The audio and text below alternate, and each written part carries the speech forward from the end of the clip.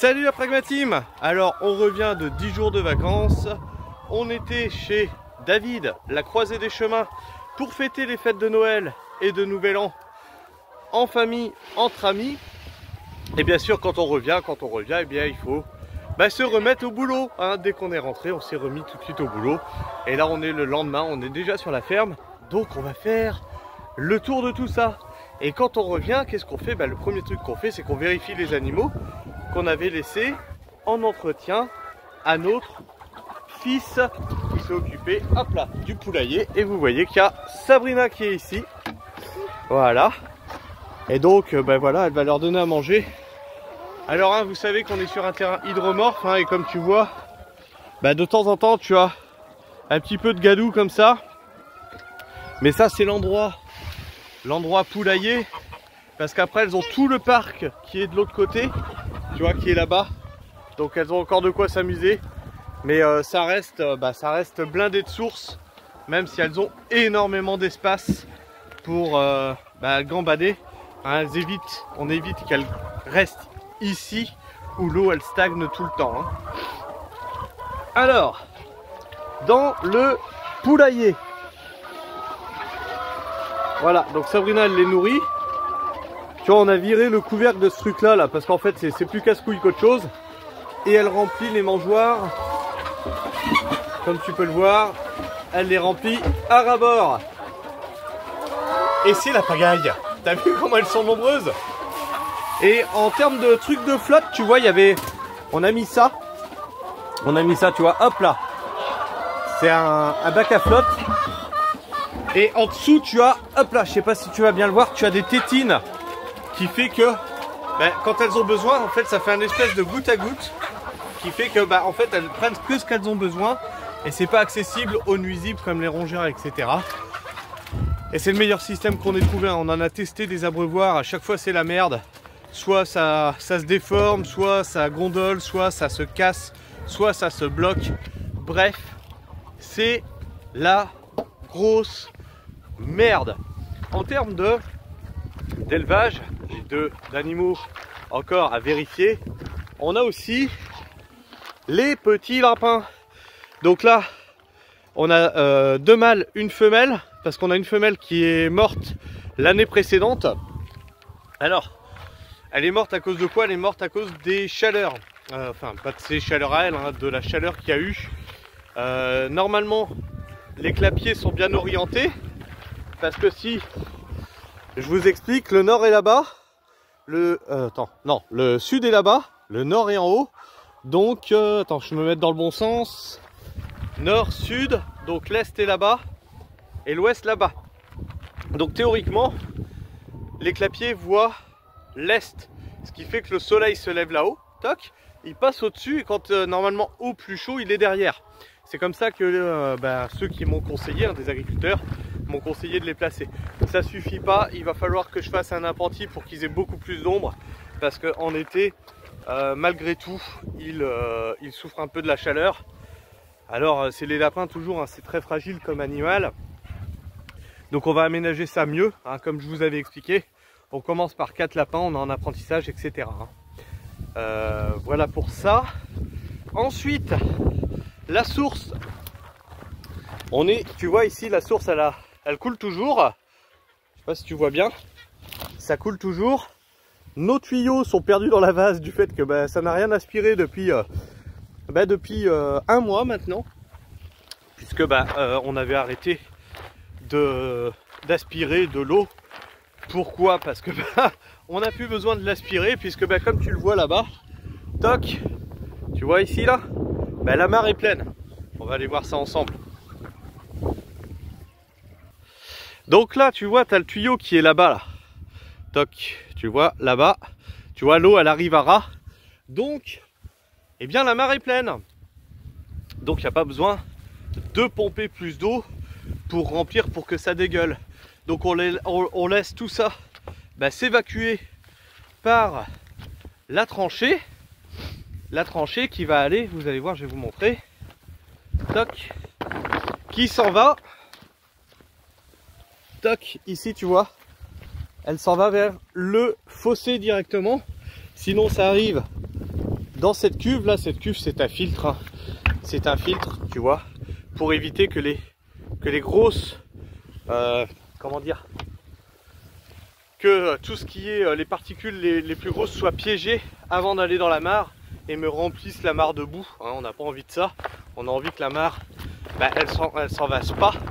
Donc on met un filtre pour capter les plus grosses particules. Donc là ce qu'on se rend compte c'est que il y a dû y avoir pas mal de vent parce que cette bâche là elle était bien repliée et tout, donc elle a dû sortir d'en dessous les parpaings, elle a dû se foutre un petit peu partout. Donc là il va falloir re-ranger tout ça. De toute façon cette bâche là faut qu'on l'enlève parce qu'il va falloir qu'on mette les maïs cette année à cet endroit là.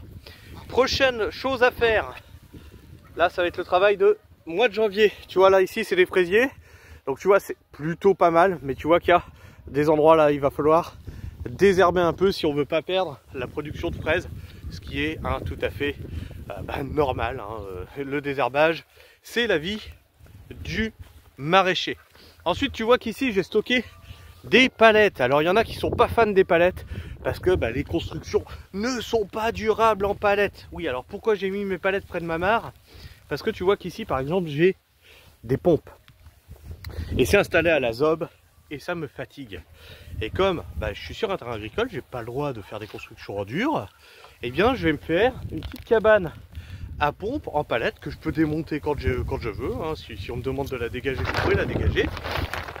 Et j'aurai mes pompes à l'abri et je pourrai passer mes tuyaux bien plus proprement et bien plus facilement et faire un circuit de redistribution à l'intérieur de cette cabane en palette. Alors on parle pas d'une cabane de 20 mètres carrés, hein. Ça va être une petite cabane de 3-4 mètres carrés, pas plus, hein. De toute façon il faut qu'elle aille à l'endroit des pompes, donc tu vois sur le bord de la mare, donc je vais pas pouvoir avoir énormément de place.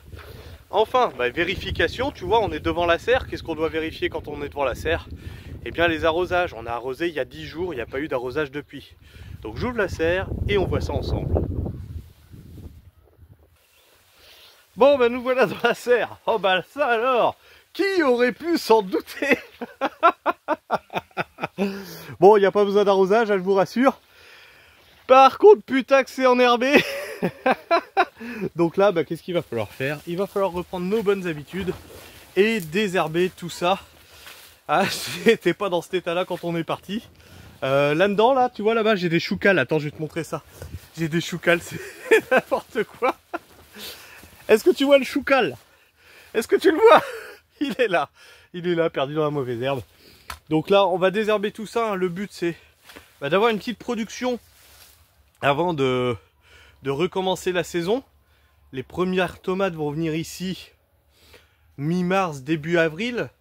Donc là, j'ai encore jusqu'à mi-mars pour que ça pousse. Ici, j'ai du navet, tu vois. Alors attends, est-ce qu'on va bien le voir? Toc, je suis pas sûr. Mon doigt, il est où? Il est là. Toc, là, tu vois. Là, tu as du navet. Donc, qui pousse tranquillement. De ce côté-là, tu as du choucal. Là-bas, tu as des salades. Ce qui nous permet d'avoir une petite encore production en arrière-saison et en début de saison d'après. C'est ce que je vous disais, hein, ce qui nous manque ici, nous, c'est de la serre. C'est de la serre pour avoir justement la problématique d'avoir des légumes en primeur et des légumes en fin de saison. La serre est un outil formidable pour faire durer tes cultures sur les mois où il fait plus froid. Alors qu'est-ce qu'on a encore plein champ? En plein champ, on a, tu vois ici, on a des radis d'hiver. Ils sont faits pour ça, ils sont faits pour être en place l'hiver. On a là-bas, tu vois, des poireaux. Là-bas encore des radis d'hiver. Et bien sûr, les choux, choux rouges, choux cales, choux de Bruxelles, etc. Alors les blettes, tu vois, on abandonne. On met toujours des blettes en fin de saison pour l'hiver. Et tu vois, finalement, ça sert à rien parce qu'elles chopent toujours ce genre de choses. Donc ça sert à rien, elles ne sont pas consommables, elles noircissent, etc. Les blettes, finalement, c'est très bien quand c'est sous serre, l'hiver, pour être protégé du froid, du gel qui les abîme. Donc là, tu vois, on a les choux de Bruxelles qui sont là. Ça tombe bien parce qu'ils n'étaient pas très gros quand on est parti. Donc là, ils vont tomber pile poil pour la récolte. Donc ça tombe nickel bien. Les choux de Bruxelles cette année on n'en a pas fait beaucoup. Sabrina en voulait pas beaucoup. Mais l'année prochaine j'en fais plus que ça.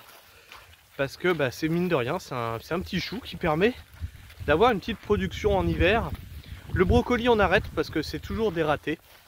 C'est constamment des ratés, donc on arrête le brocoli sur ici. On n'arrive pas à avoir le brocoli qui pomme bien comme il faut. On en a parlé autour de nous avec des maraîchers et tout, ils nous ont dit oui c'est vrai que c'est en fait c'est la roulette russe. T'as des années ça va bien marcher, des années ça va moins bien marcher. En termes de plantation hivernale qu'on avait faite, rappelez-vous, c'était en octobre-novembre, mi-novembre, on avait fait les fèves. Donc tu vois 3 rangs de fèves à chaque plate-bande. Là c'est en train de pousser tranquillement. Il n'y a pas trop de ratés, il n'y a pas eu trop. J'avais peur avec la proximité de la haie qu'on se fasse dégommer ça par les rongeurs. Bah finalement ça s'est plutôt pas mal passé. Donc je suis assez satisfait hein, de cette plantation. Et je vous avais expliqué que j'avais passé le brûleur thermique pour les mauvaises herbes. Et tu vois que ça reste plutôt propre, tu vois. Les fèves vont prendre le dessus. La mauvaise herbe va être recouverte. Il va y avoir une canopée. Et la mauvaise herbe ne pourra pas se développer. Elle se développera, hein, mais pas dans des conditions à étouffer comme je vous ai montré dans la serre. Où là c'est complètement recouvert et là il faut agir, il faut désherber. Alors, pareil en permaculture, on vous parle de sol couvert. Mes fèves actuellement sont une couverture de sol. Quand elles recouvrent le sol, faisant une canopée pour empêcher les mauvaises herbes de pousser, c'est une couverture de sol, ça garde la fraîcheur au sol, etc. Et il y a des racines dans le sol qui le retiennent pendant l'hiver. C'est ça que vous apprend théoriquement la permaculture. Ensuite, on va aller voir la deuxième serre. La serre, vous savez, cette serre à semis que je vous avais parlé. Cette serre que j'ai fait avec quand j'ai démonté ma terrasse. Vous savez, cette serre-là, ça je vous en avais parlé. Alors les vidéos sont peut-être pas encore sur cette chaîne-là, parce que je suis en train de déménager les vidéos de ce qui est devenu maintenant Pragma Actu, parce que ça devient une chaîne de newser. Je suis en train de déménager ça au propre sur cette nouvelle chaîne. Hein. Et donc, dans cette serre, qu'est-ce qu'on avait fait? Avant de partir, on avait fait des semis. Alors attendez, j'ouvre la serre hein, qui est fermée et je vous reprends. Alors dans cette serre, c'est un petit peu le bordel parce que il s'est pas rangé, Christophe. En fait, le truc c'est que je me retrouve avec du matériel de construction ici, tu vois. Alors ça sert à quoi ça? Je suis en train de rénover ma caravane, hein, je vous en avais parlé, pour en faire un endroit bureau, pour qu'on fasse même l'administratif sur le terrain et que quand on rentre, on soit vraiment en dehors du travail, qu'on soit en vie de famille et que le travail ne déborde plus sur notre vie familiale. Donc là, forcément, j'ai stocké des matériaux à l'abri des intempéries, donc dans la serre. Et de l'autre côté ici, j'ai mes premiers semis de la saison. Alors j'ai regardé avant de vous montrer et je sais déjà ce que je vais trouver et je vais vous expliquer. Derrière, on a ici, tu vois, on a les vignes qu'on va planter cette année. Hein, donc là, on a, c'est 25 ou 30 vignes, je sais plus. Et à côté, on a les artichauts qui sont prêts pour planter début février, tu vois. Bon, on va les mettre en place début février. Les vignes, on n'en a pas beaucoup. Il est prévu d'en planter sur le terrain plus d'une centaine. C'est toutes les places perdues. Plutôt qu'elles soient perdues et improductives. Et comme on a un terrain compliqué, eh bien la vigne produit beaucoup sur des terrains très capricieux. Donc les endroits où on ne peut pas faire autre chose, on va faire ça. Autre chose, on va faire aussi beaucoup de framboisiers, beaucoup de myrtillers. Là ils sont commandés, je pourrais vous les montrer, ils sont dehors, ils sont en attente. Qu'on a fait sur on a placé les bâches tissées, je vous montrerai ça. Donc là vous voyez, on est sous serre plus un P17. Qu'est-ce qu'on trouve sous ce P17? Eh bien je vais le relever et on va voir ça ensemble. Alors sous ce P17 tu trouves un avocatier, tu trouves des chayotes qui sont en train de pousser, prêtes à être replantées. Donc là on est parti directement de la chayote.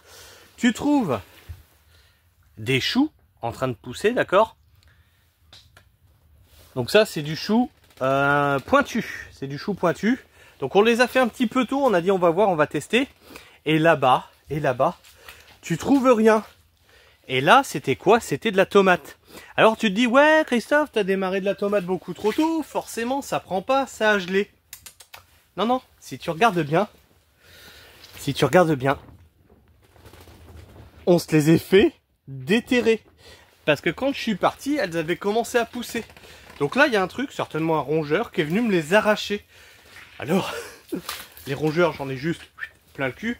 Mais aussi, le fait est que cette serre vient juste d'être mise en place et qu'elle n'a pas l'installation adéquate. C'est-à-dire que là, tu vois, je fais les choses à ras du sol. Et ce qui serait bien, c'est d'avoir des étagères, ici, tout partout, des étagères à semis. Là, dans le fond, là-bas, et sur les côtés, là où c'est pris pour les matériaux pour le moment. Et d'avoir même au central aussi encore des étagères. Eh bien, vous savez bien que tout ne se fait pas comme ça d'un claquement de doigts. Hein. Et le temps étant limité, j'ai pas des journées de 48 heures, bien ça va venir au fur et à mesure. Donc voilà pour ça. Alors beaucoup se demandaient pour la solidité de la serre. Tu vois, on a pris déjà 2 tempêtes dans la gueule. Ça bouge pas trop. Par contre, ce que je ne referai plus, enfin ce que je changerai quand je changerai ma bâche, c'est, tu vois, j'aurais mieux fait d'investir tout de suite dans du fil Deltane. Ça m'aurait évité d'avoir, tu vois, ce genre de conneries là. Ce qui est pas dramatique, hein. J'ai pas une poche d'eau, parce qu'en fait ça fait gouttière tout du long. Mais ça aurait été plus droit, mieux tendu, etc. en haut. Et ça aurait été beaucoup plus classe, en gros. Ça reste qu'une serre à semis, hein, c'est pas une serre non plus. Pour faire de la grosse production. Elle m'a coûté quoi? Le prix de la bâche, 250 €. C'est quoi? Même si je dois la changer l'année prochaine, j'ai perdu 250 balles, tu vois. Ouais, ça reste 250 balles, tu me diras. Mais je vais pas la perdre je vais pas la perdre l'année prochaine. C'est une certitude parce que il n'y a rien qui bouge. C'est solide, ça a été fait comme il faut, même si ça a été fait avec des matériaux de récupération. Quoi d'autre? Ah oui, les plaques de semis, les framboisiers. Hop là, je vais vous montrer ça. Donc, ici, là, derrière moi, tu vois que y a toute une zone qui est en toile tissée, tu vois. Hop là, je te montre ça de mieux. Tu vois qu'ici, là, tu as toute une zone toile tissée. Ici, déjà, tu as toute une partie de framboisier qui va venir ici. D'accord? Après, je vais, comme on est à côté, je vais vous montrer ici à côté. Hop là. Hop. Ici, là, tu as une ancienne zone de fraisier. D'accord? Donc, tu vois, j'ai tout désherbé, j'ai tout remis à propre. Je vais vous montrer comment que c'était avant. Donc, tu vois qu'il y a des fraisiers un peu partout. Donc, après, on ne sait pas ce qu'on va faire. Est-ce qu'on va récupérer tous les fraisiers et les mettre ailleurs? Ou est-ce qu'on va planter les myrtillers entre les fraisiers? Je ne sais pas encore. Je ne sais pas encore. On va voir, on va analyser ça et puis faire un choix avec Sabrina.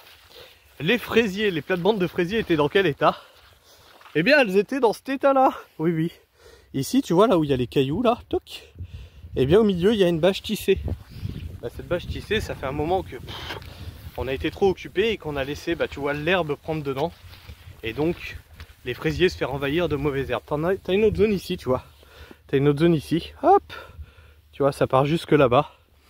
Et donc, dans cette zone-là, bien soit on enlève tous les fraisiers et on remet une bâche tissée toute neuve, soit Sabrina me dira, on laisse les fraisiers et on plante les myrtillers en milieu des fraisiers. Pour moi, si c'était moi qui décidais, je vire tous les fraisiers et je fais un truc propre qu'avec des myrtillers pour pas être emmerdé, tu vois, avec des trous partout. Et donc des trous partout, ce qui signifie reprise de mauvaises herbes à droite, à gauche. Ici, tu as, donc là tu as déjà un petit bordel qui va monter en haut, parce que là on est en train de stocker tout ce qui est métallique pour monter en haut, pour emmener un métalleux, j'allais dire, non, un récupérateur de métal. Il récupère le métal. Ici tu as tous les framboisiers et les myrtillers, d'accord? Et tu vois toute cette plate-bande qui va jusque là-bas, qui est encore pour eh bien, planter les framboisiers. Donc je me fais, tu vois, 2 zones de framboiseraies sur le terrain et 2 zones de myrtillers. Alors on va avoir, je crois que c'est 80 arbustes total, framboisiers, myrtillers. La bêtise qu'on avait faite, on peut en parler, c'est d'avoir, tu vois, tout le chemin qui fait le tour de l'exploitation, mis différents arbustes. C'est-à-dire qu'on a mis framboisier, groseille à macro, groseille, etc., etc. Et résultat, si tu veux faire une récolte que de framboises, ça te fait faire tout le chemin. Si tu veux faire des récoltes que de groseilles, ça te fait faire tout le chemin. Donc tout ça, c'était à la base, c'était dans le projet d'autonomie, pas le projet de maraîchage. Ce qui revient au fait que ce que je vous disais, tout ça c'est très bien quand tu es dans une démarche comme ça d'autonomie pour picorer. Quand tu veux produire, il faut vraiment zoner les choses. Et donc, je vous parlais tout à l'heure de mes vignes. Donc là, on est, tu vois, sur la zone, par exemple, de fèves que je te montrais tout à l'heure. Et tu vois qu'ici, tac, tout de suite à côté de la haie, j'ai un espace là, d'accord, jusqu'en bas là-bas. Donc là, j'ai 30 mètres, d'accord? J'ai 30 mètres. Et bien cette zone-là, qu'est-ce qui va se passer? Il va se passer que je vais y passer un coup de motobineuse, que je vais y foutre une bâche tissée jusqu'en bas là-bas, et que je vais y mettre mes vignes. D'accord? Pourquoi je le fais là? Eh bien parce qu'on est constamment emmerdé avec la haie bocagère qui pompe la flotte, qui empêche les légumes de pousser, et qui sont un nid à biodiversité, certes, mais aussi un nid à ravageurs. Donc, eh bien, je fais une zone tampon entre les deux. Et pareillement, tu sais que la haie, elle va toujours essayer de gagner vers l'intérieur avec les racines, etc. Tu vois, elle va essayer de drageonner. Et bien, en mettant de la bâche tissée, je l'empêche déjà de drageonner sur toute cette partie-là, ce qui fait de l'entretien encore en moins et une zone de production. Et je vais faire la même avec en haut. Vous savez, j'ai une zone humide et juste à côté de mon voisin, tu vois, il y a le grillage, il y a mon voisin. Et du coup, je vais faire une zone de 80 cm avec des vignes. Pareil, je veux en faire, hop là, tu vas voir. Tu vois la structure qui est là? Tu vois la structure à tomate? Cette structure à tomate là, sur chaque côté, je veux mettre des vignes. Ce qui me rajoute encore, donc là tu as 30 mètres. 30, donc ça fait 60, 90, 120 mètres. Et si tu mets une vigne tous les mètres, et tu as 120 vignes à mettre sur le terrain. Ah oui, plus ici, encore 10 mètres. Donc tu as 130 pieds de vigne à mettre sur le terrain de façon organisée, parce que ce sera droit, et de façon propre et concise. Tu n'as pas besoin de courir partout sur le terrain, avoir des vignes qui montent dans les arbres, comme certains vous expliquent de faire monter des vignes dans les arbres, et après tu vas cueillir ton raisin à 10 mètres de haut, c'est n'importe quoi. Prochain chantier aussi. Alors les prochains chantiers, je sais pas si tu vas voir, là-bas tu as des argousiers, on va s'en approcher. Voilà, derrière moi là tu vois tu as des argousiers. Donc ça, les argousiers, c'est blindé d'épines, d'accord? Pareil, je vous avais fait une vidéo qui va pas tarder à revenir sur la chaîne. Bien ces argousiers là, j'avais dit je vais certainement les déraciner, les enlever et les dégager d'ici, parce que ça prend... c'est de la merde. Ça, de toute façon, on prend pas le temps de cueillir les baies sont trop petites, c'est trop chronophage, ça drageonne dans tous les sens. Mais je me suis renseigné. On peut les... Ah, j'ai failli perdre le mot. On peut les trogner. Donc je vais tenter de les trogner. Il peut y avoir un effet pervers à la trogne. C'est-à-dire que si tu les trognes trop fort, tu peux avoir des rejets de partout. Donc je tente. Si l'année prochaine, ils me drageonnent de partout, je les arracherai. Mais sinon, le but, ça va être... Je vais les couper un peu partout. Je vais m'acheter un broyeur thermique. Parce que là, ça va commencer à être très utile. Parce que je commence à avoir des arbres qui prennent de l'ampleur. Je commence à avoir une haie qui est assez productive en bois. Tout ça, je le passe au broyeur. Ça me fait du broyat. Tac, je remets sur mes plates-bandes. D'accord? Pareil, tu vois que la taille des arbres ici, elle va commencer à devoir se faire un peu plus velue. Je ne peux pas me permettre de garder des branches, tu vois, à hauteur de tête. J'ai besoin de passer des brouettes. Donc il va falloir que je commence mes tailles pour que j'ai des arbres qui prennent une belle forme. Donc je vais avoir des bons morceaux de bois à passer dedans. Et ça, c'est très bien. Ça me fera du broyat pour mes plates-bandes. Allez, dernière petite chose avant qu'on se quitte. tu vois qu'on a encore du choucal plein champ qui est encore, lui, en récolte. On récolte encore du choucal là-dessus. Alors, pendant notre départ, on a du radis qui a réussi à pousser en fleurs, tu vois.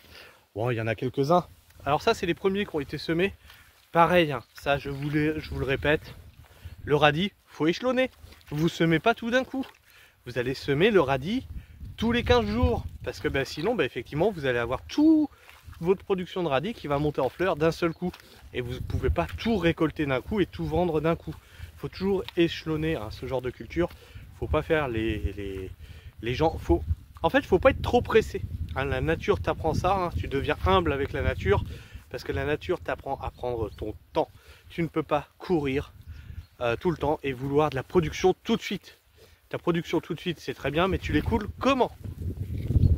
Et donc là, tu vois, ça c'était vraiment les premiers radis qu'on a semés. D'ailleurs, là ici, là, toc, ces 3 plates-bandes, elles sont vides parce que celles-ci, elles ont été vendues, tu vois. Ensuite, on avait semé ça et ça, tu vois, qui commence à monter à graines. Et ici, toc, donc ça, Sabrina elle va faire le tri avec ce qui est monté à graines. Et les derniers qu'on a semés, c'est ceux que je vous ai montrés en bas, tu vois, qui sont pile poil maintenant bons pour la récolte. Donc on tombe nickel. Il faut vraiment échelonner hein, ces cultures-là. Ne déconnez pas avec ça. Et toutes les cultures, c'est comme ça. Les salades, c'est pareil. Vous ne faites pas 300 salades d'un coup. Vous échelonnez. Vous n'allez pas vendre 300 salades en une semaine. À moins que vous êtes un très très gros maraîcher. Voilà. Enfin bref. Nous, c'est 300 salades tous les 15 jours quand même. Hein. Mais bon, vous, en tant que particulier, vous n'allez jamais faire ça. Enfin bref, je vous fais la bise, la Pragma-Team. Vous voyez que ça se passe plutôt pas mal hein, sur l'exploitation. Un petit peu de bazar à droite à gauche qu'on est en train de ranger justement. Et les tempêtes font que les plastiques, il va falloir les remettre en place et les enlever à certains endroits où c'était prévu de toute façon de les enlever. Et puis ben voilà, ceux qui disaient que ma serre ne tiendrait pas les tempêtes, ben, elle en a déjà pris 2 dans la gueule et elle est toujours là, elle n'a pas bougé, tu vois, tout va bien. Je vous fais la bise, la Pragma-Team. Prenez soin du sol et restez pragmatiques. Ciao.